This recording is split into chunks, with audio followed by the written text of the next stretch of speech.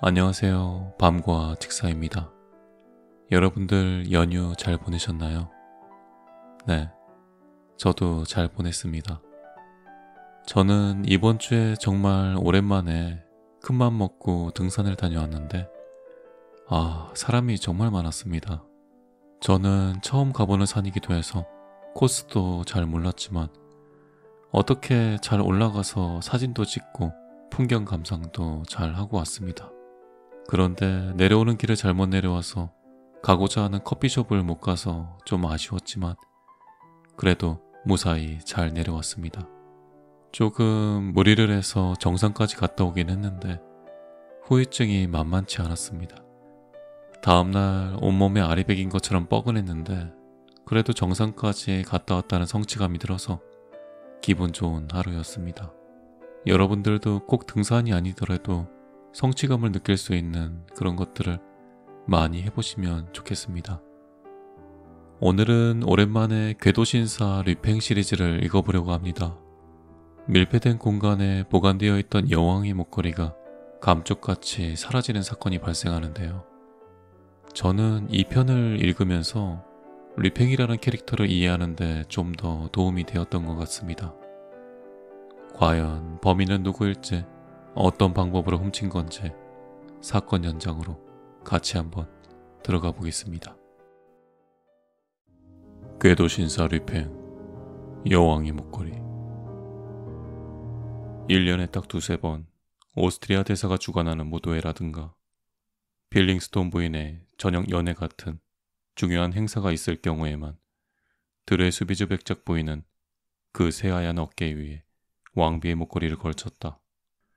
그 목걸이는 왕관 전담 보석 세공인이었던 베모와 바상즈가 뒤바리에게 바친 것으로 추기경 드로왕이 마리 앙뚜아네트 왕비를 위해서 선사한 줄 믿고 있었으나 리모트 백작 부인인 여걸 잔두 발루아가 1785년 2월의 어느 저녁 남편과 레토드 빌레트의 공모에 힘입어 중간에서 횡령을 해먹었다는 바로 그 전설적인 목걸이였다. 아니, 솔직히 말하자면 그 목걸이에서 보석을 뺀 나머지 틀만 진품이다. 마구잡이로 뽑아낸 알맹이들은 라머트 공과 그의 아내가 착복해버렸고 나머지 부분만 레토드 빌레트가 소장하고 있다가 훗날 이탈리아에서 추기경 드로왕의 조카이자 상속자인 가스통 드레수비즈에게 팔았었다. 삼촌의 도움으로 엄청난 파산을 모면한 바 있던 그는 삼촌을 기리는 마음에서 영국인 보석상 제베리스가 소장하고 있던 다이아몬드를 사들여 다른 보석들과 함께 목걸이를 보완했고 마침내 처음 베모와 바상즈가 고안했던 그대로의 반원형 목걸이 원형을 복원한 것이었다. 그리고 거의 100년 동안이나 드레수비즈 가문은 이 역사적인 액세서리를 가지고 여간 우쭐해한 게 아니었다. 숱한 파란을 거치는 가운데 집안의 재산은 현저히 줄어들었음에도 그 유명한 왕가의 유물을 포기하느니 차라리 집의 살림살이를 과감히 줄이는 길을 택했을 정도이다. 특히 현재 가문의 백작은 조상 대대로 물려온 저택에 집착하는 것과 똑같이 그 목걸이에 집착했는데 신중하게도 그레디리오네에 별도로 그것을 보관하기 위한 금고를 임대했다. 자기 아내가 그것으로 치장을 하고 싶을 때마다 자신이 직접 은행에 가서 가지고 온 다음 다시 손수 가져다 놓을 정도로 백작의 정성은 끔찍했다. 카스티유 궁전에서 베풀어진 연회에서 목걸이로 치장한 백작 부인은 대단한 주목을 받았다. 연회의 주인인 국왕도 그녀의 아름다움을 극찬에 맞이 않았다. 눈부신 보석들은 부인의 우아한 목을 온통 찬란한 빛으로 장식하고 있었다. 다이아몬드의 수많은 단면들이 한꺼번에 뿜어대는 광채가 마치 살아 숨쉬는 성광처럼 보는 이의 정신을 흐리고 있었다. 백작 부인 말고는 감히 그처럼 거창한 장식품을 그토록 자연스럽고도 품위 있는 자태로 걸치고 다닐 수 없을 것 같아 보였다. 그날 밤 연회가 끝난 후 생제르맹의 낡은 호텔로 돌아온 백작은 이중의 승리감에 한껏 도취된 상태였다. 우선 아름다운 아내의 자태에 만족했고 네 세대를 거쳐서 자신의 가문을 빛내주고 있는 보석이 더없이 자랑스러웠던 것이다. 아내 역시 목걸이를 걸칠 때마다 어린아이 같은 허영심에 빠지곤 했는데 그것은 그녀 자신의 교만한 품성을 드러내는 것이기도 했다. 그녀는 아쉬운 표정으로 목걸이를 풀어 남편에게 건네주었고 남자는 마치 처음 그것을 대하듯 조심스럽게 이리저리 살펴보는 것이었다. 한참을 그런 다음 추기경 문장이 새겨진 빨간 가죽의 보석 상자에 그것을 넣어서 침대 발치에 유일한 입구가 있는 자그마한 골방으로 건너갔다. 늘 그래왔듯이 그는 보석 상자를 높다란 선반 위, 다른 모자 상자들과 잡다한 옷감더미들 가운데 잘 숨겨놓았다. 그리고 나서야 백작은 안심하고 밖으로 나와 문을 단단히 걸어 잠근 뒤 옷을 갈아입었다. 다음 날 아침 백작은 점심시간 전까지 그레디 리오네에 가기 위해서 9시경에 눈을 떴다. 옷을 차려입고 나서 커피 한 잔을 홀짝인 다음 그는 마사로 내려와 지시를 내렸다. 데리고 있는 말들 중 한 마리가 좀 시원찮아 보여서 이리저리 거닐고 달려보게 한 후 백작은 다시 아내 곁으로 올라왔다. 방에서 꼼짝 않고 하녀의 머리 손질을 받고 있던 백작 부인이 물었다. 지금 나가세요? 그래야지. 백작은 골방으로 들어갔다. 한데 잠시 후 안에서 아무렇지도 않게 내뱉는 백작의 목소리가 들려왔다. 그거 했어? 당신? 백작 부인 역시 건성으로 대답했다. 네? 아니요. 안 했어요. 어질러져 있는데. 천만에요. 거기 들어가지도 않았어요. 그리고는 곧장 백작이 나타났는데 당황한 기색이 역력한 데다 말까지 심하게 더듬고 있었다. 정말 안 들어왔어? 당신이 안 들어왔다고? 그럼 대체 누가? 마침내 백작 부인도 가세해서 둘은 미친 듯이 이리저리 뒤졌고 모자 상자든 옷감더미든 마구 끌어내리고 파헤치기 시작했다. 한동안 정신없이 소동을 피운 끝에 백작이 떨리는 목소리로 되뇌었다. 소용없어. 소용없다고. 여기 있었는데 바로 여기. 이 선반 위에 놓아두었다고. 뭔가 착각했겠죠. 아니야. 바로 여기 이 선반 위에다 놔두었어. 골방 안은 다소 어두침침했기에 두 사람은 촛불까지 환하게 밝힌 다음 다시금 온갖 잡동사니들을 하나하나 뒤집고 들춰냈다. 그렇게 모든 물건들을 골방 밖으로 내던지고 난 후에야 두 사람은 그 유명한 목걸이, 왕비의 반원형 목걸이가 사라져버렸다는 사실을 인정하지 않을 수 없게 되었다. 워낙에 단호한 성격을 가진 백작 부인은 공연히 애통해야 하며 시간만 낭비하기보다는 즉시 경찰서장을 부르는 길을 택했다. 무슈 발로르브는 평소에도 총명하고 통찰력 있는 수사력으로 두 사람의 신임을 받는 인물이었다. 자세한 정황 설명을 듣고 난 발로르브 씨는 이렇게 말했다.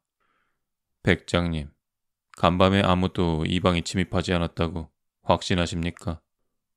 물론이요. 절대로 그럴 리는 없어.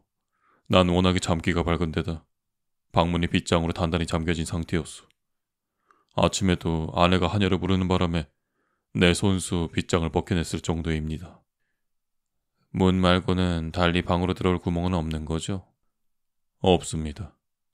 창문으로도요? 창문은 막아놓은 지 오래라 전혀 사용할 수 없게 되어 있어요. 어디 내가 한번 직접 조사해보죠. 그러나 발로르브 씨가 촛불을 켜고 자세히 살펴본 결과 창문에 십자형 창살까지 닿아있는 나무 괴짝으로 반쯤만 막혀있는 상태였다. 그에 대해 백작은 이렇게 말했다. 그걸 옮기려면 보통 큰 소리가 나는 게 아니라서 그 정도로도 충분히 역할은 다하는 셈이에요. 이 창문은 어디로 통하나요? 작은 안뜰로 향해 있습니다. 위에도 층이 있죠. 2개 층이 있습니다만 하인들이 사는 층 높이까지 촘촘한 철망 울타리가 둘러쳐져 있어서 안뜰로 드나들 수는 없게 되어 있습니다. 그래서 이쪽으로는 햇빛도 잘 들이치지 못한답니다. 게다가 괴짝을 힘겹게 치우고 나자 창문이 굳게 닫혀 있는 것이 발견되었다. 즉, 바깥으로부터 누구도 침입한 흔적이 없다는 얘기였다. 백작은 미간을 찌푸리며 중얼거렸다. 혹시 누가 들어왔다고 해도 우리 방을 통해서 빠져나가지 않았다면, 만약 그랬다면 아침에 빗장이 질러져 있지는 않았겠죠.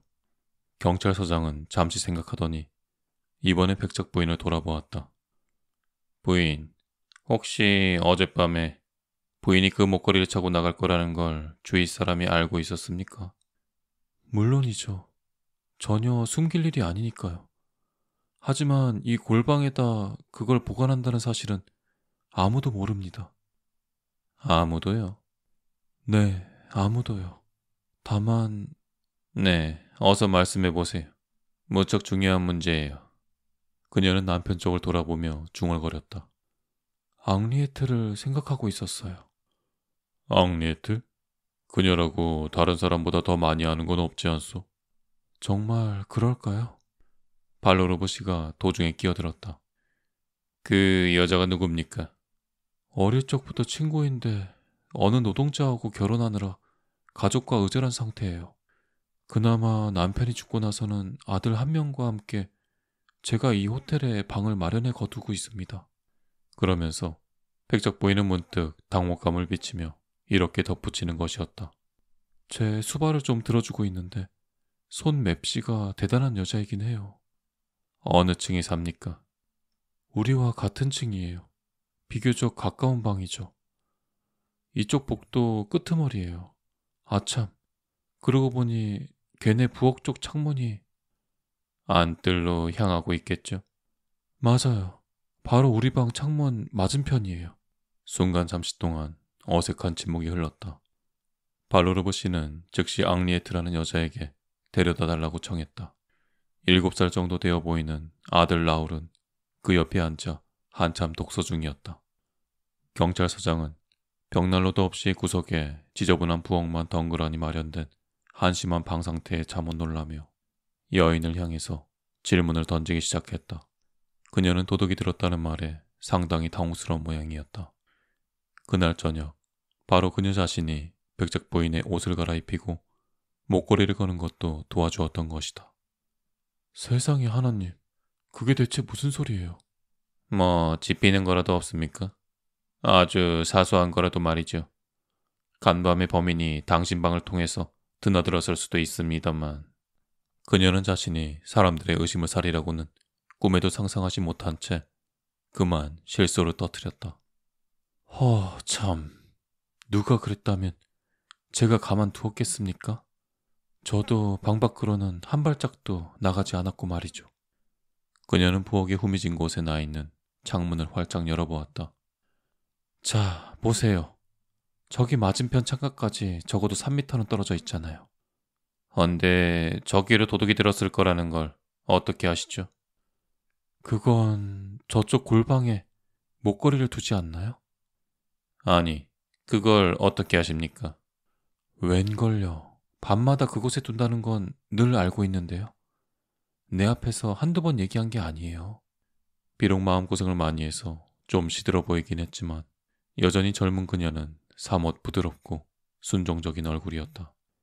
그 얼굴에 문득 무슨 위협을 느끼기라도 한 듯 불안한 표정이 후딱 스치고 지나가는 것을 발로르브 씨는 놓치지 않았다.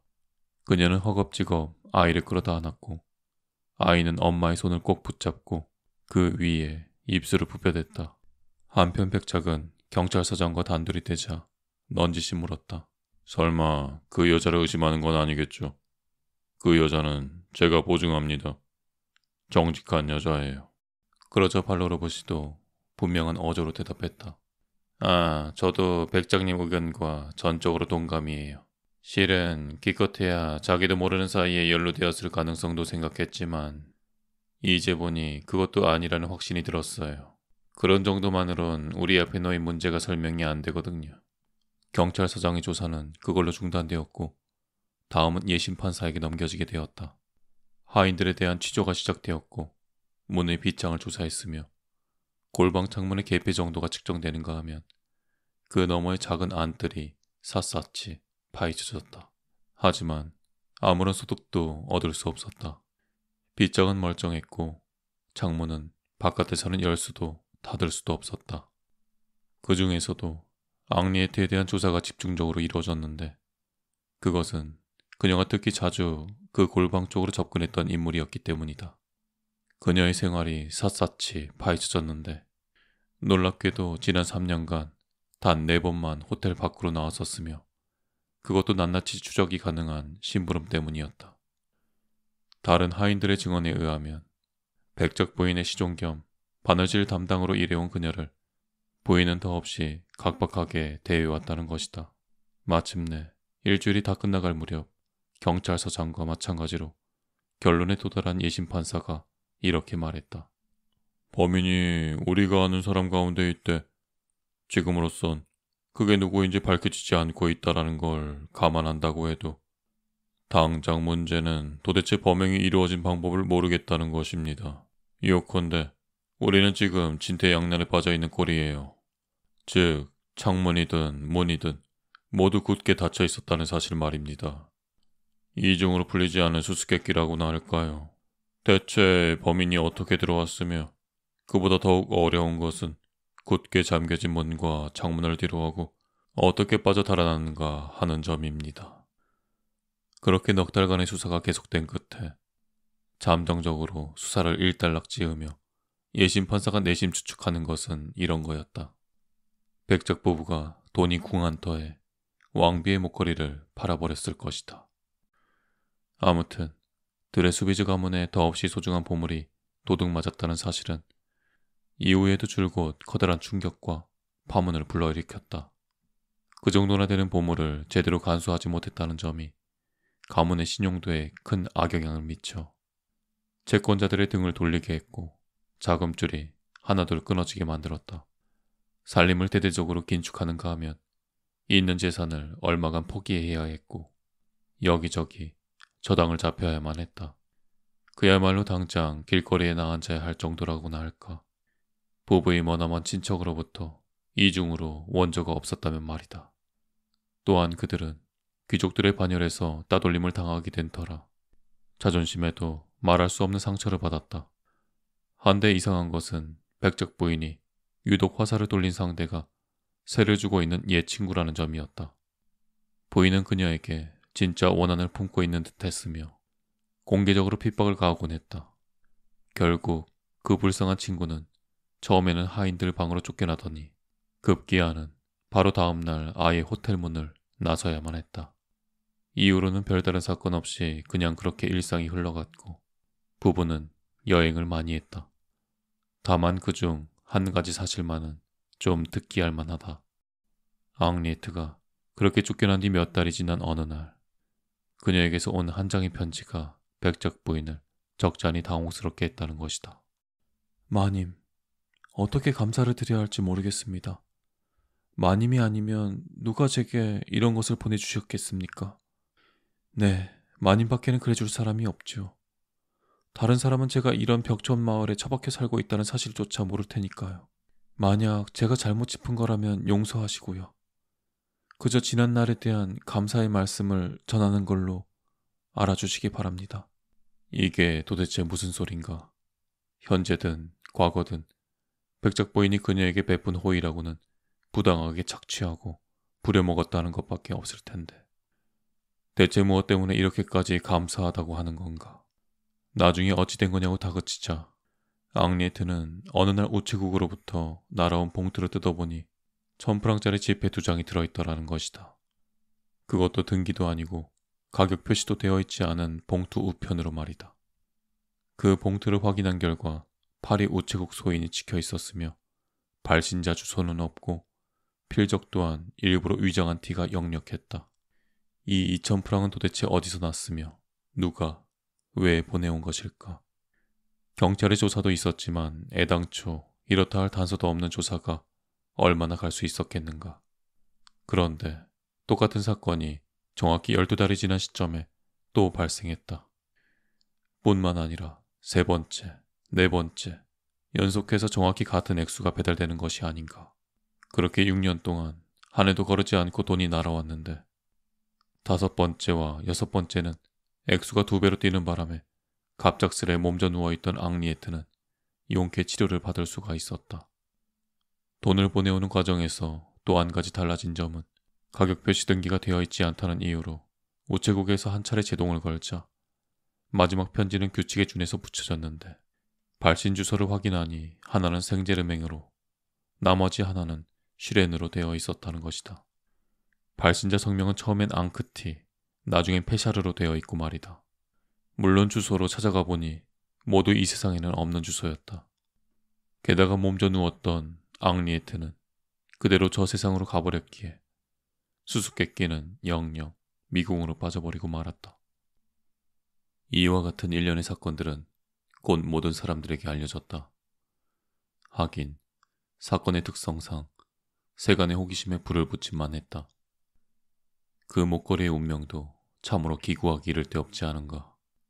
18세기 말에는 프랑스라는 나라 전체를 들썩이게 만든 데다 그로부터 120여 년이 지난 오늘날에도 이와 같은 무리를 일으키니 말이다. 하지만 이제부터 내가 하려는 이야기는 몇몇 주요 관련 당사자들 이외엔 아무에게도 알려지지 않은 사실이다.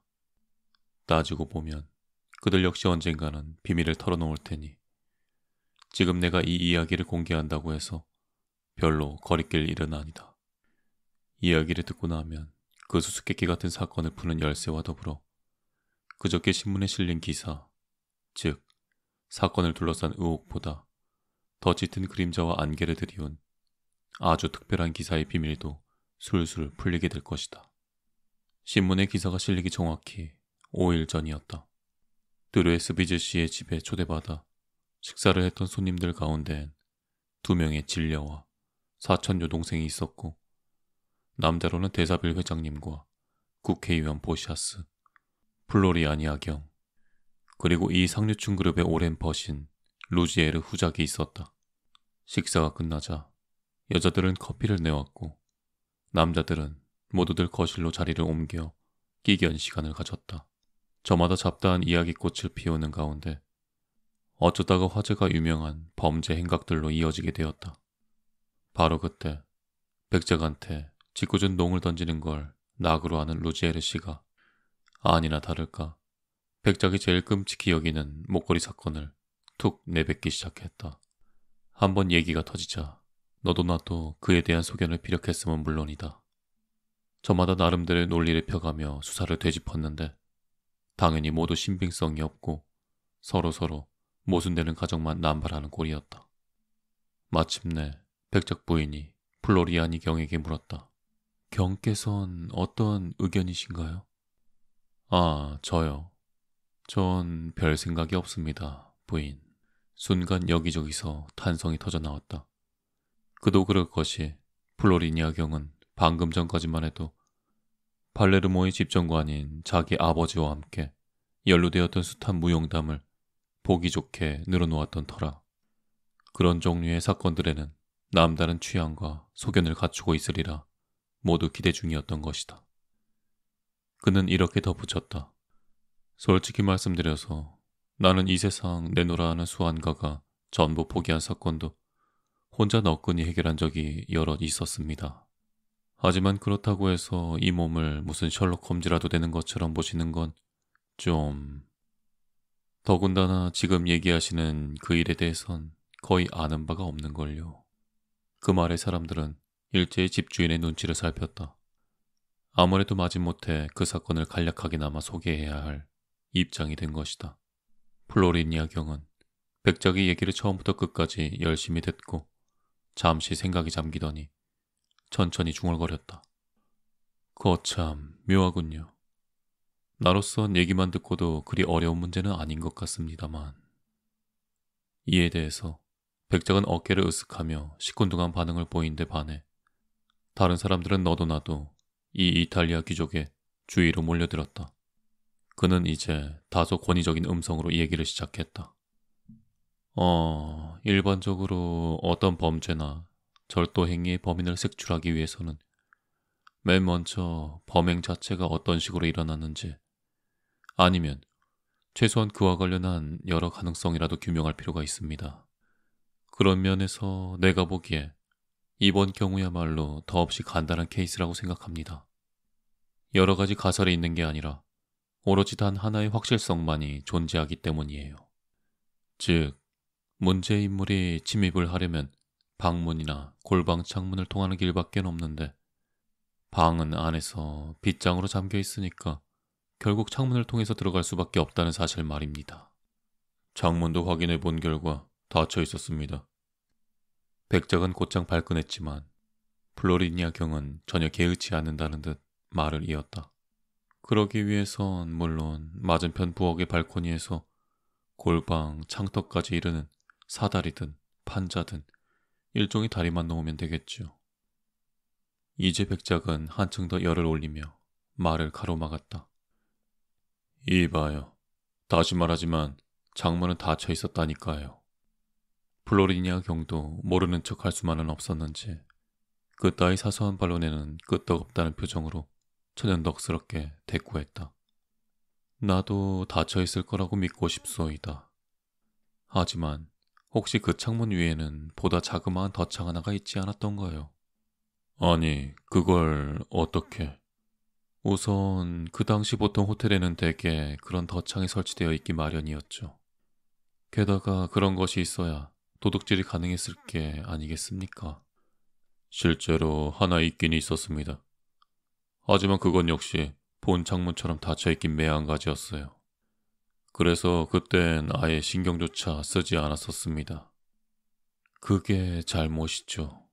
그때 좀 더 주의해서 보았더라면 덧창이 한번 열렸었다는 걸 알 수 있었을 텐데요. 어떻게 열렸다는 말씀입니까? 보통 덧창들과 마찬가지겠지만 그것도 역시 끄트머리에 고리가 연결된 철사를 잡아당기면 열리게 되어 있겠죠. 맞습니다만. 그리고 그 고리는 십자형 창틀과 궤짝 사이쯤에서 대롱거리고 있었을 테고.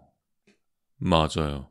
하지만 즉 창문과 창틀 사이의 미세한 틈새를 통해서 무슨 도구, 이왕이면 끝에 갈고리 같은 게 달린 걸 쑤셔 넣어서 고리에 걸어 내리누르면 쉽게 열리는 겁니다.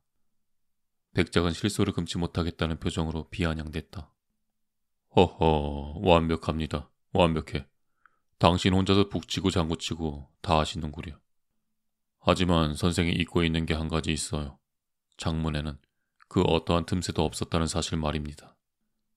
왜요? 하나 있었죠. 이것 보세요.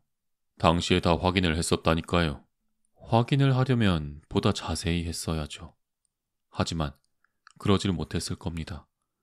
틈새는 분명 존재했어요. 물리적으로 창틀을 에둘러가며 이어진 접합재 어딘가에는 틈이 있을 수밖에 없어요. 물론 세로 방향으로 말이죠. 백작은 자리에서 벌떡 일어났다. 무척이나 흥분한 기색이었다. 그는 거실 여기저기를 성큼성큼 돌아다니더니 마침내 플로리니아 경 바로 앞에 와 떡 멈춰 섰다. 거긴 그날 이후로 손도 댄 적이 없습니다. 골방에는 발길 한번 준 적이 없으니까요. 그렇다면 내 해명이 사실과 다르지 않다는 걸 지금이라도 얼마든지 확인하실 수 있겠군요. 당신이 내게 던진 지금까지의 모든 말은 당시 사법당국에서 확인한 것과는 전혀 일치하지 않소이다. 당신은 직접 그것을 본 적도 없고 아는 것도 없으면서 우리가 직접 눈으로 보고 아는 것에 대해서 사사건건 반론을 들이대시는군요. 하지만 플로리니아 경은 여전히 백작의 녹이 띈 심정을 의식하지 못하는 듯 빙그레 웃으며 말했다. 세상에, 백장님. 나는 그저 사태를 명확히 보려고 노력했을 뿐입니다. 내 말에 틀린 구석이 있다면 어디가 어떻게 틀렸는지 밝히시면 그뿐이에요. 그렇지 않아도 당장 그렇자며 맹세컨대 당신의 그 신념은 언젠가는. 백작은 그러고 몇 마디를 더 오물거렸지만 제대로 알아들을 수 있는 말은 아니었다. 그는 느닷없이 획 돌아서 방을 나가버렸다. 아무도 입을 열지 않았다. 모두들 기필코 진실이 밝혀질 것인지 숨죽이며 기다리는 심정인 듯했다. 그렇게 침묵은 견딜 수 없을 만큼 무거워져만 갔다. 마침내 백작은 문간에 그 모습을 나타냈다. 그는 온통 창백하고 불안한 기색이었으며 목소리는 심하게 떨고 있었다. 여러분, 미안하게 되었습니다. 저 신사분이 늘어놓은 해명이 너무도 황당했기에 나는 그저... 참다 못한 백작 부인이 남편을 향해서 애처롭게 소리쳤다. 여보, 어서 말해보세요. 대체 무슨 일이에요? 백작은 더듬더듬 입을 열었다. 틈새가 있어요. 지적했던 그대로 창틀을 따라서 세로로 쭉. 그러더니 벼랑간 다가와 플로리니아 경이 팔뚝을 와락 낚아채고는 이렇게 다그치는 것이었다. 자, 선생, 어서 계속해보시오. 지금까지는 선생의 말이 옳다는 걸 알겠소이다. 하지만 아직 끝난 게 아니에요. 말해봐요. 당신이 생각하기에 그날 무슨 일이 일어난 건지. 플로리니아는 점잖게 팔을 빼고는 잠시 뜸을 들인 다음 입을 열었다. 내가 보기에는 말입니다. 그날 일어난 정황은 이렇습니다. 범인은 백작 부인이 그날 목걸이를 걸치고 무도회에 간다는 걸 알고는 두 부부가 출타 중인 골방 창턱까지 다리를 놓았어요. 창문을 통해서 당신 부부가 목걸이를 어디에 숨겨두는지 파악한 다음 방에 아무도 없는 틈을 타서 창문을 가르고 고리를 당긴 거죠. 설사 그렇다고 쳐도 덧창을 통해서 창문 손잡이에 닿으려면 거리가 너무 먼 것 아닙니까? 열 수가 없었다면 아예 덧창을 통해서 들어왔을 수도 있죠. 그건 불가능해요. 그리로 드나들 만큼 마른 사람은 없습니다. 보통 사람이 아니겠죠. 뭐라고요? 덧창이 사람 드나들기에 비좁은 것은 사실입니다만 자그마한 어린아이라면 과연 어떨까요? 아이라고? 친구분 중에 아들이 있는 앙리에트라는 여자가 있다고 하지 않았던가요? 그래요. 라울이라는 아이였죠. 보나마나 그 라울이라는 아이야말로 범인일 가능성이 많습니다. 무슨 증거라도 있습니까? 증거요? 증거가 아주 없는 것도 아니지요. 예컨대 플로리니아 경은 잠시 생각에 잠겼다가 이내 말을 이었다. 예컨대 말입니다. 그 나무 판자 다리는 누가 생각해도 어린아이가 혼자 밖에서 가지고 들어왔으리라고는 보기 어렵겠죠. 만약 그랬다면 단박이 사람들 눈에 이상하게 보였을 테니까요. 따라서 아마 주위에서 손쉽게 구할 수 있는 것이었을 겁니다. 그런데 앙리에트가 살던 방 구석에 혹시 냄비 따위를 올려놓는 긴 나무 선반 같은 게 있지 않나요? 내가 기억하기론 한두 개 정도 있었던 걸로. 그렇다면 그 선반이 실형 받침에 고정되어 있는지 확인해 볼 필요가 있었을 겁니다. 만약 아니었다면 아이가 그 두 개의 판자를 떼어내 서로 이어붙여서 다리로 사용했을 거라고 충분히 생각할 수 있겠죠. 또한 그곳에 화덕이 있었다면 덧창을 열기에 적당한 갈고리 달린 꼬챙이 역시 딸려 있었을 겁니다. 백작은 그 즉시 밖으로 다시 나갔고 남은 사람들은 이 놀라운 추리에 대해서 처음에 느꼈던 것 같은 불안감을 이번에는 조금 더 느끼지 않은 눈치였다. 모두가 플로리니아 경이 예견이 적중하리라고 절대적으로 확신하는 분위기였다. 그에게서는 엄정한 신념 같은 것이 배어나오고 있어서 그가 말하는 모든 것이 무슨 추리를 하나하나 한다기보다는 사실에 있는 그대로 진술하는 것 같았다. 그러니 잠시 후 돌아온 백작의 입에서 이런 말이 튀어나와도 놀라지 않은 건 이제 당연했다. 그 아이였어요. 그 아이요. 확실해요. 나무 판자가 있습니까? 꼬챙이도요. 봤어요. 이 두 눈으로 똑똑히 판자도 분리되어 있었고 꼬챙이도 있다고요. 벼랑간 백작 부인이 비명에 가깝게 소리를 질렀다. 세상에, 그 아이라니요. 그게 아니라 걔네 엄마 앙리에트겠죠. 앙리에트가 죄를 지은 거예요. 아이를 시켜서 그런 짓을. 그때 플로리니아 경이 단호하게 말을 막았다. 아닙니다. 엄마는 아무 상관이 없어요. 이것 보세요. 둘은 한 방에 살고 있었어요. 아이가 어미 모르게 어떻게 그런 짓을 혼자 저지른단 말입니까? 비록 한 방에서는 살고 있지만 엄마가 자는 동안 부엌으로 사용되는 옆 칸으로가 일을 치렀던 겁니다. 이번엔 백작이 나섰다. 하지만 목걸이는요. 눈에 워낙에 잘 띄는 거라 아이 소지품 중에서도 눈에 확 들어왔을 텐데요. 전만해요. 아이는 목걸이를 훔친 그 길로 곧장 밖으로 나갔습니다. 그날 아침 당신이 그 모자의 방에 들이닥쳤을 때 아이는 방금 학교에서 돌아온 뒤였고요. 따라서 공연히 아무것도 모르는 엄마를 조사하는 대신 아이의 학교로 가 그곳에 있는 책상 속을 뒤졌더라면, 공책을 한번 들춰보았더라면 훨씬 나은 결과를 얻었을 겁니다. 좋소. 하지만 그 이후 앙리트에게 매해 발송된 2,000프랑은 그녀 역시 공범이었다는 증거 아니겠습니까? 공범이면서도 과연 감사하다는 편지를 보냈었을까요? 더구나 그 이후에도 그녀에 대해서 끈질기게 감시를 하지 않았던가요? 하지만 아이만은 자유로웠기에 마음 놓고 이웃 마을로 달려가서 고물상에게 때에 따라서 다이아몬드를 하나, 둘씩 내키는 대로 헐값에 팔아치웠던 겁니다. 다만 그 대금 지불은 반드시 파리로부터 집으로 송금되는 형식으로 하기로 하고요. 그래야 다음 해에도 거래를 하겠다고 하면 고물상으로선 마다할 이유가 없겠죠. 이제 드레스비즈 부부와 손님들의 심기는 알 수 없는 불쾌감에 잔뜩 짓눌려 있었다. 플로리니아 경의 어조와 말하는 방식 속에는 단순한 신념 말고도 처음부터 백작의 마음을 예리하게 자극하는 무언가가 있었다. 뭐랄까, 어떤 아이러니 같은 것. 어딘지 저기가 느껴지는 빈정거림이 분명 섞여 있었던 것이다. 그러나 백작은 억지로 웃는 신용을 했다. 그야말로 황홀할 지경이었어요. 정말이지 놀라운 상상력입니다. 하지만 플로리니아 경은 더더욱 엄정한 엄투로 외치는 것이었다. 천만에요.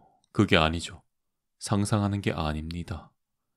나는 필연적인 상황을 있는 그대로 제시하고 있을 뿐이에요. 대체 그 일에 대해서 당신이 진짜로 알고 있는 게 뭔데? 백장님 스스로 내게 직접 얘기해준 그대로죠.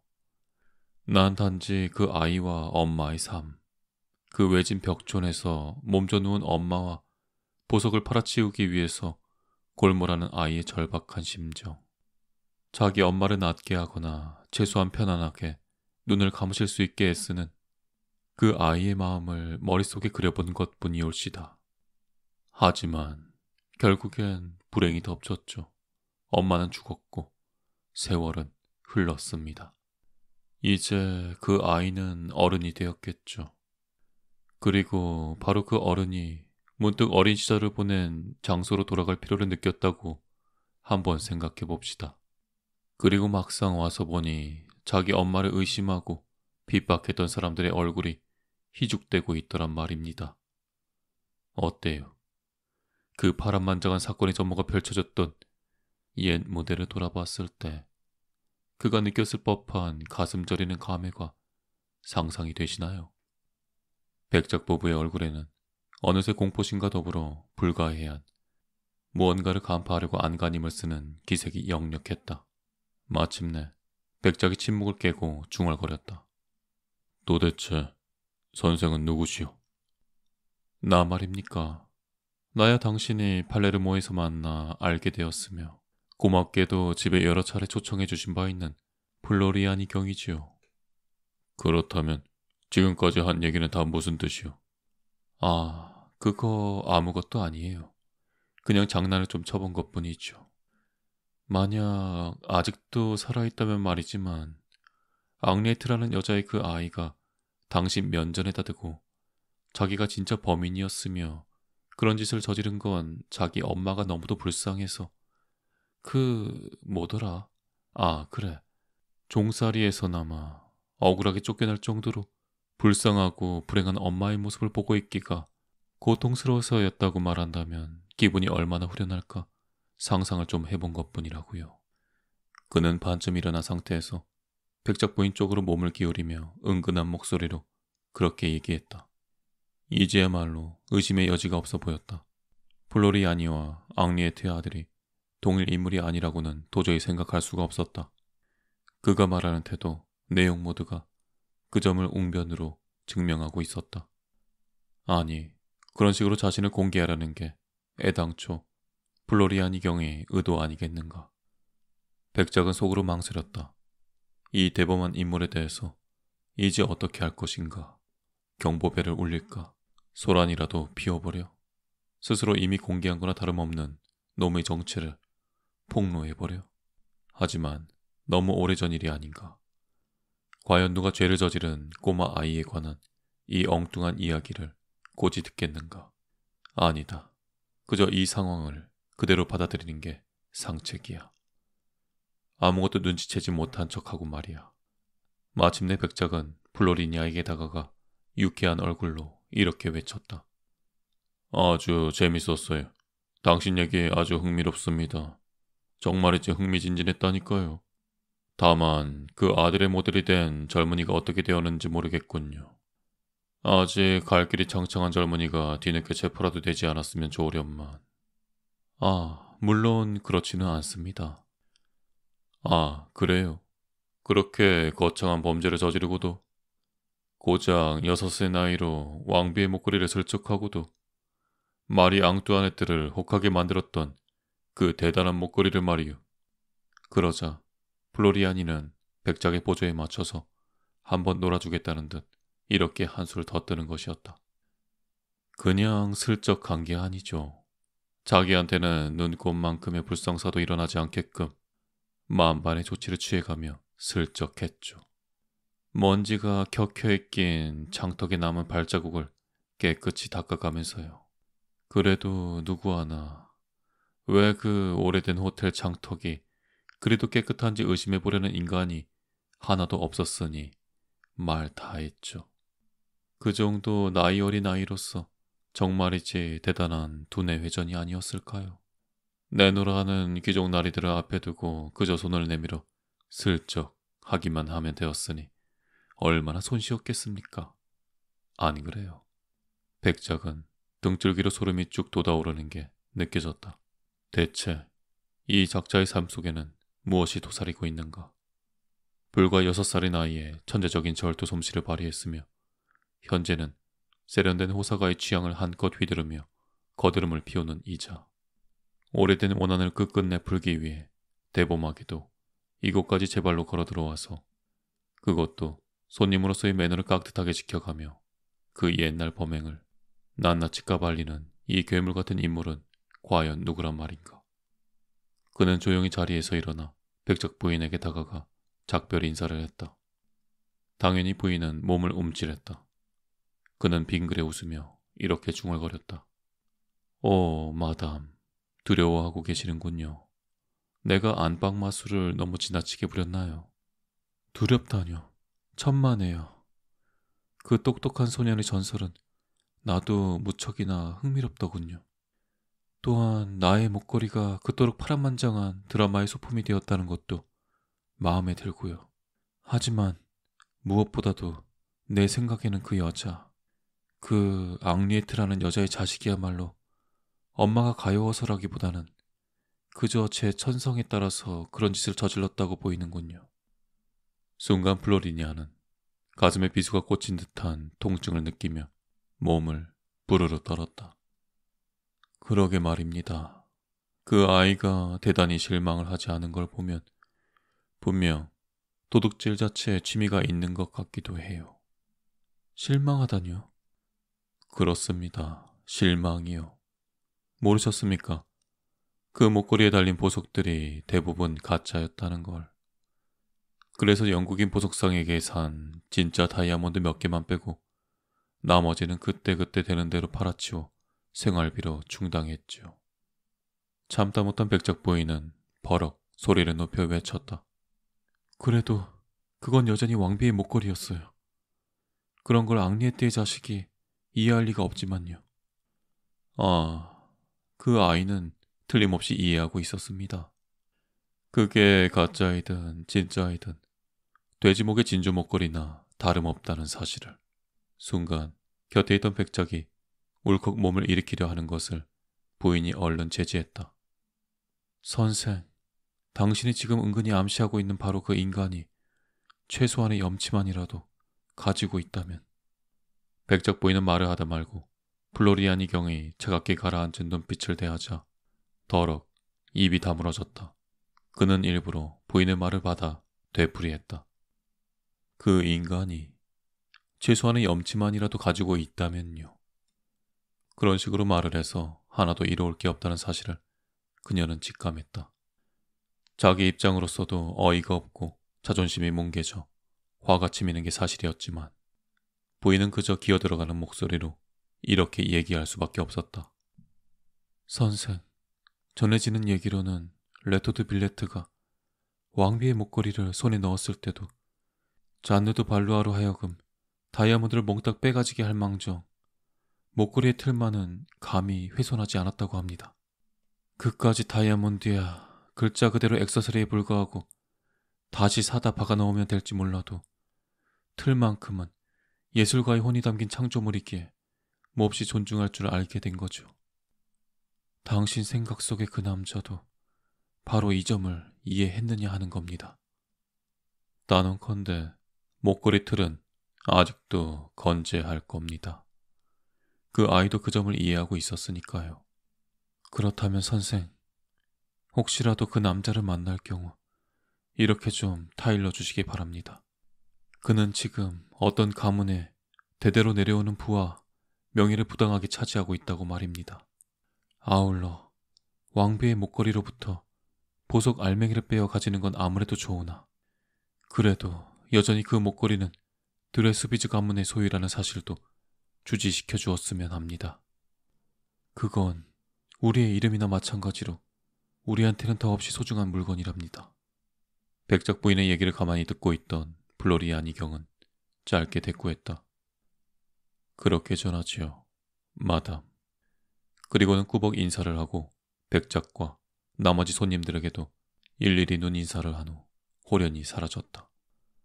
그로부터 사이로 백작 부인은 탁자 위에 추기경 문장이 새겨진 붉은 가죽 보석 상자가 놓여 있는 것을 발견했다. 뚜껑을 열자 반 원형의 왕비의 목걸이가 있었다.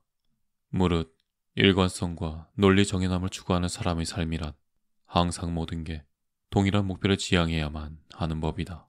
그런 뜻에서 바로 다음 날 에코드 프랑스지에는 다음과 같은 재기발랄한 토막 기사가 한 건 올라와 있었다.